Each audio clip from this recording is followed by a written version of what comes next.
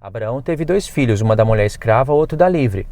Mas o da mulher escrava nasceu segundo a carne, o da livre mediante a promessa. Essas coisas são alegóricas. Porque essas mulheres são 2 alianças. Uma, na verdade, se refere ao Monte Sinai, que gera para a escravidão. Esta é Agar. Aí ele diz, ora, Agar é o Monte Sinai na Arábia e corresponde a Jerusalém atual, que está em escravidão com seus filhos. Mas a Jerusalém lá do alto é livre, a qual é nossa mãe, e que estava representada em Sara. Aí, aqui está o texto. Por que está escrito? Alegra-te, ó estéril, que não dás luz aos filhos, que não dá a luz. Exulta e clama, tu que não estás de parto, porque são mais numerosos os filhos da abandonada do que a da mulher que tem marido. Veja que o apóstolo Paulo ainda está falando de 2 mulheres aqui no verso 27. E ele começou a falar de 2 mulheres antes. Uma, Agar, é a que foi abandonada por Abraão.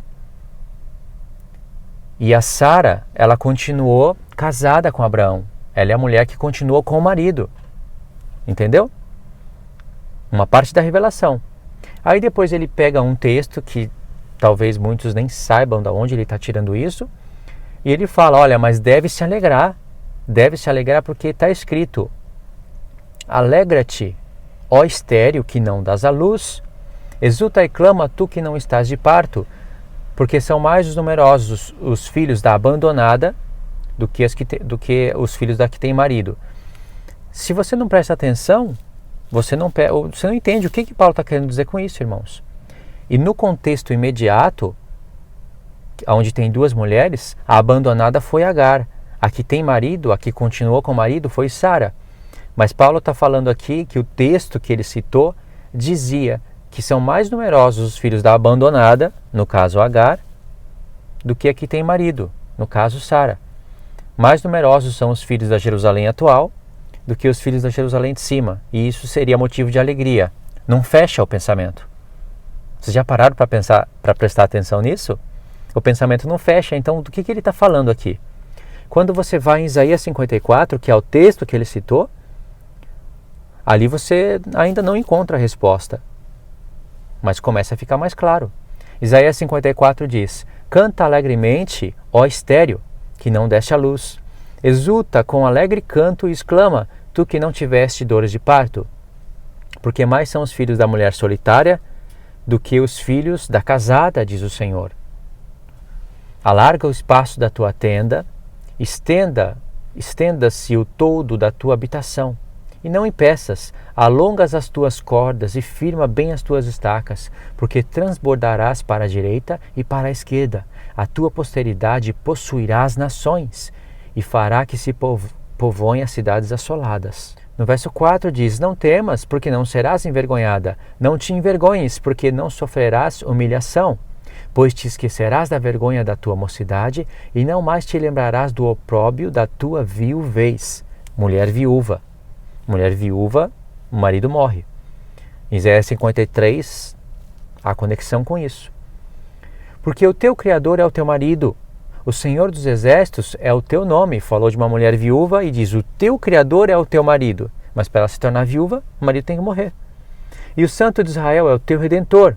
Ele é chamado Deus de toda a terra, porque o Senhor te chamou como uma mulher desamparada e de espírito abatido, como a mulher da mocidade que fora repudiada, diz o teu Deus. Mulher que foi repudiada. No contexto aqui, irmãos, está falando das 2 casas de Israel.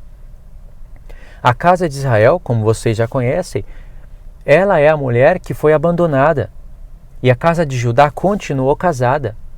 Mas no decorrer da revelação, você ia ver que mais são os filhos da casa de Israel, por ser também um número bem maior, 10 tribos, do que os da casa de Judá.